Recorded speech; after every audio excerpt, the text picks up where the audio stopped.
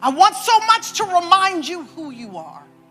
I want you to know that it doesn't matter what other people have called you, that it doesn't even matter what you've called yourself. There is only one who has the right and the authority to tell you who you are. I want you to know that other people aren't qualified to name you. And circumstances, they may have made things difficult for you, but they actually aren't powerful enough to define you. I want you to know that your history may have marked you, but it is not authorized to label you. I want you to know that what your mama called you or what your daddy did to you, it may have hurt you, and it may actually take real emotional work and years to kind of come up out of the unhealth that it rooted into your life. I understand that. But I want you to know that it does not have the power to shape the totality of who it is that you've been called to be. Listen to me, you are not defined by your past. You are not defined by your behavior. You are not defined by your failures. You are not defined by your struggles. You are not defined by your feelings. You are not defined by your circumstances. You are not defined by the here today, gone tomorrow, false ideologies and philosophies of our current culture. You are who God says you are.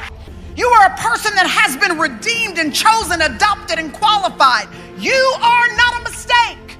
You are not an afterthought. You are not a liability. You have been created in the very image of God. That means every aspect of your physicality. It means the skin you're in.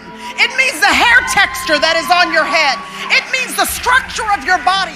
Every unique aspect of your physicality and my physicality has been made in the very image of God.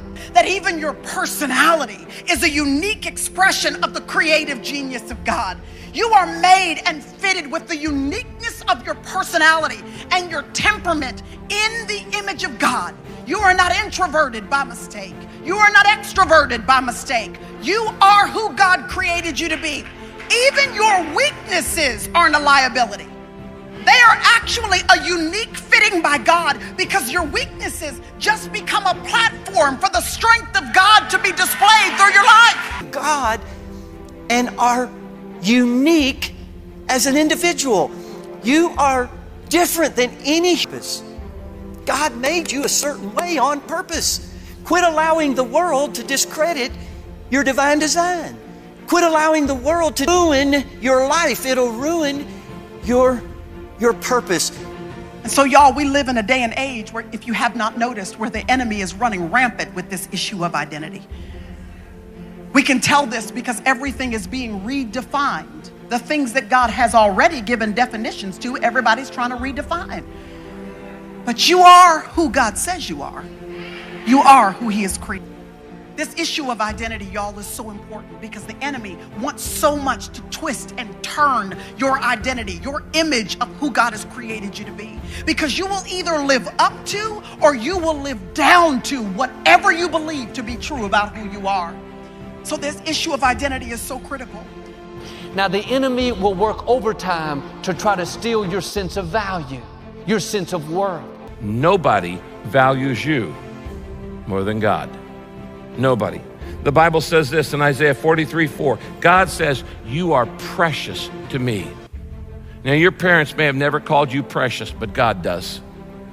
God says you are precious to Him. You are holy. You are extremely valuable.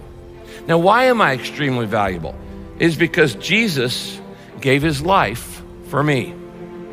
That shows my value. Jesus gave His life for me. A lot of people say, well, you know, I'm nothing, I'm worthless, I'm no good, I'm just junk. Jesus did not die for junk.